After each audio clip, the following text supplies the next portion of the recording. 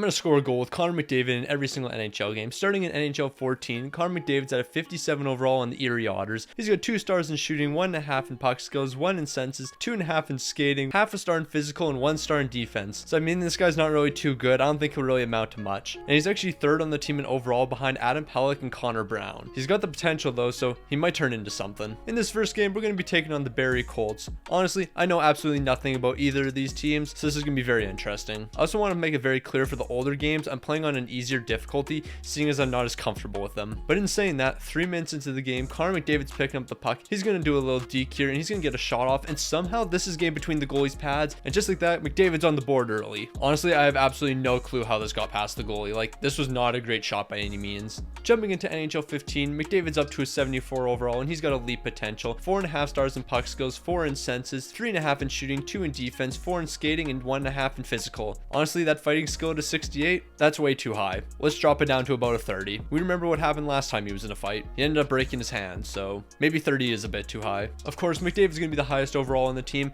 and on the first line with him is going to be Burakovsky and Connor Brown. I think this time around we're going to take on the Windsor Spitfires. Once again, know absolutely nothing about these teams. The only thing I know is Connor McDavid's on one of them. I'm kind of hoping that the rest of this video goes as smoothly as that first game because, I mean, scoring in the first 4 minutes, I can definitely live with that. So this play right here, it might not seem important whatsoever. Connor McDavid, he's deking in between the defenders. He's going to crash into the goalie, and he's going to lose a stick. Once I realized he didn't have a stick, I skated right to the bench to collect one, but for some reason, they're going to pull it away from me right as I'm getting towards the bench, so I ended up going for a change. Immediately, I'm like, yeah, we got to get the first line back out here, so I swapped McDavid back into the game. He's going to get back into the play here, and this is where the lost stick comes into effect. So Windsor's going to try to clear the puck here, but it's going to hit off the stick that McDavid lost. He's going to get the puck in front of the net, and he's going to pot one. That couldn't have worked out more perfectly for us. It seemed like a lost opportunity when McDavid lost the stick. That stick ended up helping him get a goal, so hey, I'll take it. Jumping into NHL 16, Connor McDavid, he's got franchise potential. That shouldn't be a surprise. 4.5 stars in puck skills, 4.5 in senses, 4.5 in shooting, 3 in defense, 4.5 in skating,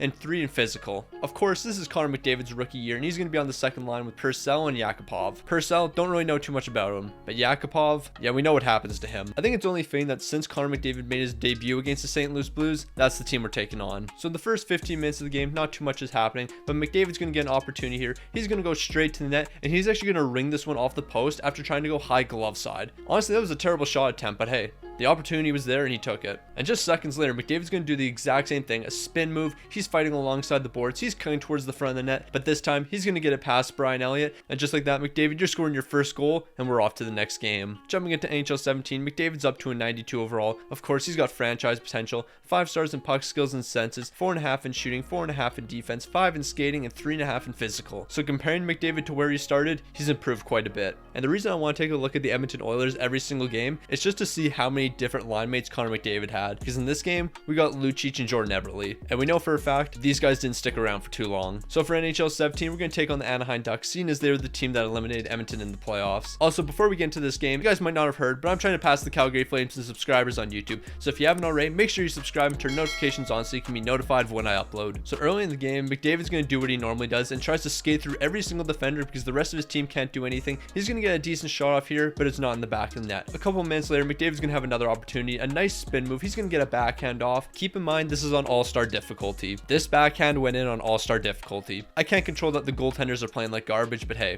we're going to take it. Now, here we are in NHL 18, where McDavid's sitting at 93 overall, 5 stars in puck skills, senses, shooting, defense 4.5, skating 5, and physical that's at 4. And this time around, McDavid's going to have one new line mate. He's got Mike Camilleri on the first line with him. And that's how you know the team's not going to do well. Since Edmonton failed to make the playoffs this season, we're going to take on their biggest rival, and we're taking on the Calgary Flames. So we're just 4 minutes into the game. McDavid's going to bring the puck in. He's going to do a little toe drag. He's going to send a harmless shot at Mike Smith, but somehow that's going to roll between his arm or go over his shoulder. I'm not even too sure, but it's in the back of the net, and Connor McDavid's on the board early, and we're off to the next game. Jumping into NHL 19, McDavid's jumped up another overall to a 94. Of course, he's got franchise potential. That should be no surprise. 5 stars in puck skills, 5 in senses, 5 in shooting, 5 in defense, 5 in skating, and 4 in physical. So this guy can do whatever you need except for fight, which I mean shouldn't be that big of a surprise. And of course, he's got 2 new line mates. Nugent Hopkins and Puljujarvi are on the first line with him in this game. So once again, with Edmonton failing to make the playoffs, we'll take on a division rival in the San Jose Sharks. So here we go. McDavid's going to have a chance early in the game. He's getting past the defense. He's going to go for the Datsuk flip, but Cam Talbot's going to poke the puck away from him, and he's not going to be able to get a shot off. So McDavid's going to do something in this play that I would never do myself. He's going to pass the puck to Draisaitl, but it's actually working out for us as Draisaitl's going to take a shot here. The rebound's going to be there for McDavid, and he's going to pot it in the back of the net. So maybe I should start passing more because it worked out for us. Here we are in NHL 20 where Connor McDavid's jumping up another overall, and he's up to a 95. The stats, they're looking very similar, so I don't need to go over them. And on the first line, he's finally got Leon Draisaitl there and James Neal. Yeah, I think one of these guys isn't like the other. Of course, I'm talking about Leon Draisaitl because we can't be dissing real deal James Neal. So this was the bubble year for the playoffs, and I think it's only right that we take on the Chicago Blackhawks. Now, not gonna lie, I still haven't figured out how Edmonton lost to them because it doesn't make sense whatsoever. So here we are early in the second period. Edmonton's on the power play.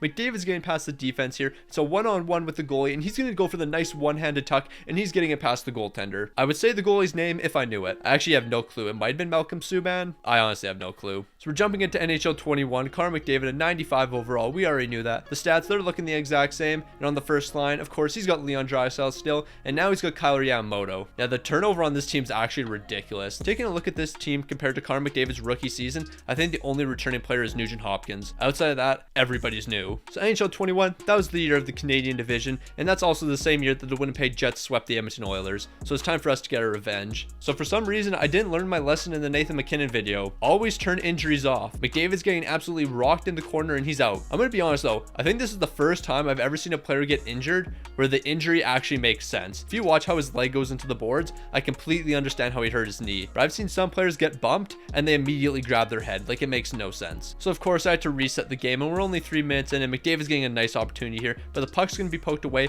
and then he's doing it between the legs deke here, going in between the legs of Connor Hellebuyck, and McDavid's on the board early, and Edmonton's rolling. Honestly, that was probably my best goal so far, but that's not saying too much. So here we are in NHL 22. We're at the near end. Of course, Connor McDavid, 95 overall. The stats, we already know what they're looking like, and this was also the first year with X Factors. He's got the zone ability wheels, and I'm going to abuse the system with this. I'm just going from end to end. So we all remember what happened last season in the playoffs. The Colorado Avalanche swept the Edmonton Oilers on their way to winning a Stanley Cup, so it's time for us to get our revenge. And of course, I still haven't learned my lesson. Turn injuries off. I don't understand why I don't do this, but Connor McDavid, he's going to take a puck off the chest, and just like that, he's done. He's going to finish the shift, but after that, he was done for the rest of the game, so I had to reset again. Still haven't figured out why I just don't turn injuries off. I mean, like, it shouldn't be that hard. So here we are early in the first period. Leon Draisaitl is going to take an innocent shot here. It's going to go off Kemper's blocker and then bounce over him into the back of the net. Honestly, why can't I get a goal like that? I mean, I guess I did against Calgary, but I would like a few more like that. So here we are late in the second period. Connor McDavid, he's bringing the puck into the zone. It's going to be poked away from him, but he's going to keep control. And then he's going to go high glove side on Darcy Kemper, going bar down. This is actually a really nice shot, but hey, we're off to NHL 23 and the final game for today. So here we are in NHL 23, McDavid, a 95 overall. We already knew that. The stats, we already know what they're looking like, but I'll go over them one last time. Puck skills, 5 stars. Senses, 5 stars. Shooting, 5 stars.